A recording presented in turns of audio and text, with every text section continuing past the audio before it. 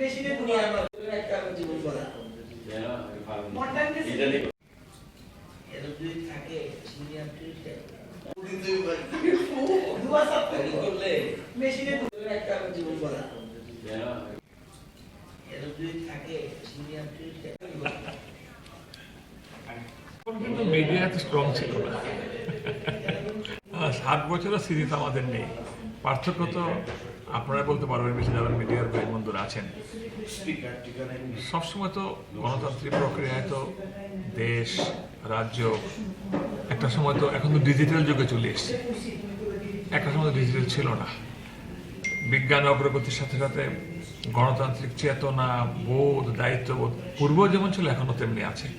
তবে এখন যেটা হচ্ছে তথ্য সমৃদ্ধ অনেক বেশি এখন বিধায়করা। পূর্বে তৎকালীন সময় যারা ছিলেন ওনারা যথেষ্ট বিদগ্ধ পণ্ডিত, ওনাদের সময়কালে কিন্তু ওনারা দায়িত্ব নিয়ে দেশ সেবা করেছেন, রাজ্য সেবা করেছেন। ওনাদের আমলেই পূর্বতন আমলে একসময় ত্রিপুরা রাজ্য যেটা 30 বিধানসভা ছিল, পরবর্তী সময় সেটা 60 বিধানসভা রয়েছে।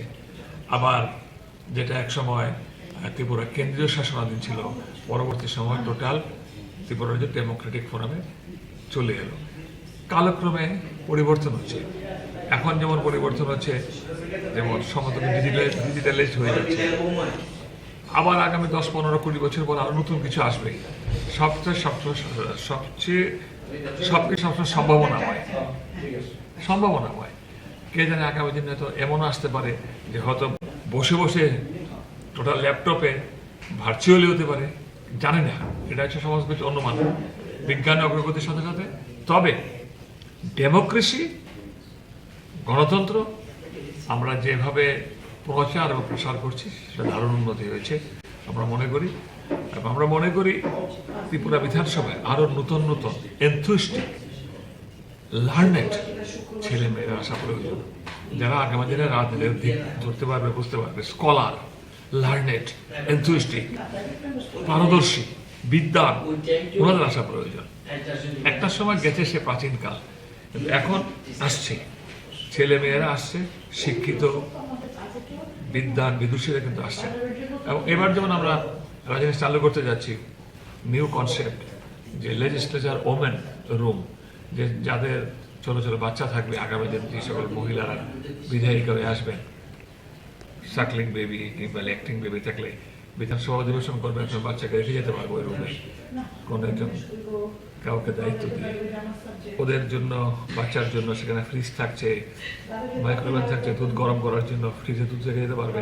আমরা দৌড়াও আনাচ্ছি, বাচ্চারা ঘুমোতে পারবে। এটা নিউ কনসেপ্ট, যেটা পার্লামেন্টে চালু হয়েছে, আমরা দেখলাম।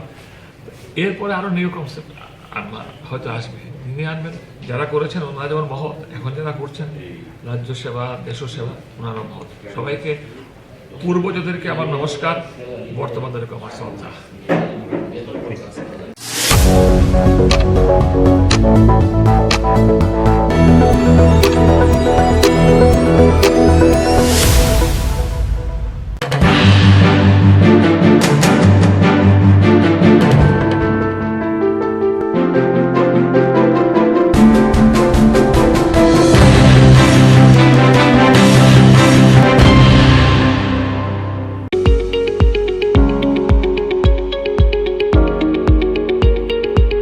টাটা সহ যে কোনো মডেলের যে কোনো গাড়ির স্পেয়ার পার্টসের জন্য নিশ্চিন্তে যোগাযোগ করতে পারেন বিডি মোটরসে। আমাদের এখানে টাটা সহ যে কোনো মডেলের গাড়ির গুণমানের সমৃদ্ধ স্পেয়ার পার্টস পেয়ে যাবেন সুলভ মূল্যে।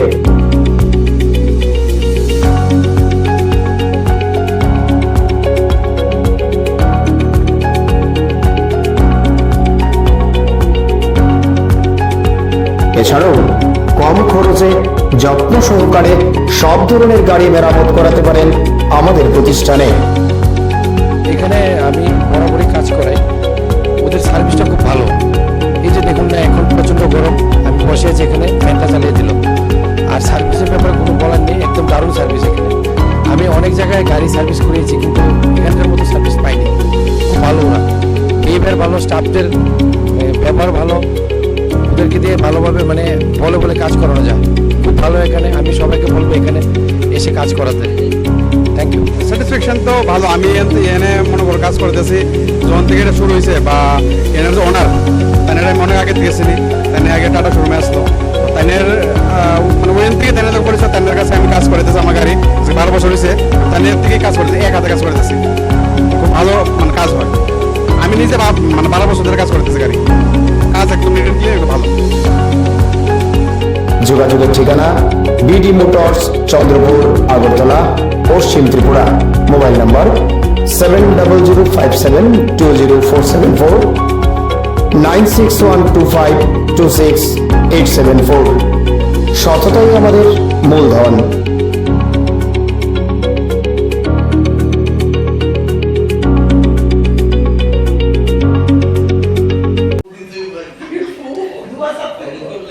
মেশিনে দুনিয়া একটা জীবন বলা।